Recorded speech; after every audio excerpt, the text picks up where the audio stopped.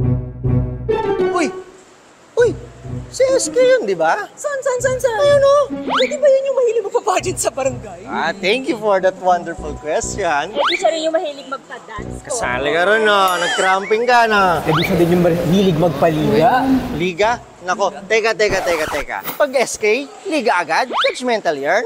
Alam nyo ba na hindi lang sa paliga o papageant umiikot ang trabaho ng isang mahalal na SK official? Sa katunayan, ayon sa inamyendahang Sangguniang Kabataan Reform Act, trabaho ng SK na gumawa ng Comprehensive Barangay Youth Development Plan, magpatupad ng mga proyekto para sa ikauunlad ng mga kabataan sa barangay, magsagawa ng mga fundraising activity at bumuo ng mga komite na tututok sa iba't ibang programang pangkabataan. Sabi nga nila, turuang maging matuwid habang bata pa.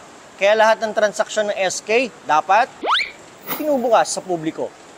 Oh, wait, there's more. May labasan din ng resibo. Hindi ganitong resibo, kundi yung mga annual at end-of-term program accomplishment at financial report. Ang tanong, nagawa ba ng mga SK sa lugar ninyo ang mga pinangako nila o puro bola? Sa mga nagsasabi naman na anak ni Kapitan ang patakbuhing SK chairman, Family business yun? bawal yan. Hindi pwedeng tumakbo ang may mga malapit na kamag-anak na kasalukuyang nakaupo sa pwesto.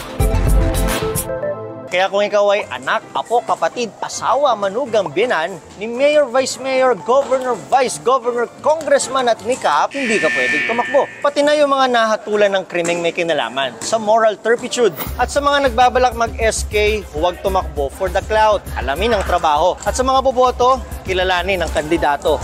Hindi porke kamag-anak o BFF nyo, iboboto nyo na. Dahil ang Sangguniang Kabataan, hindi lang basta, paliga-liga lang. Mula rito sa Quezon City, ako si Nico Wahe para sa mas malaking misyon, mas malawak na paglilingkod sa bayan. Ito ang balita ko.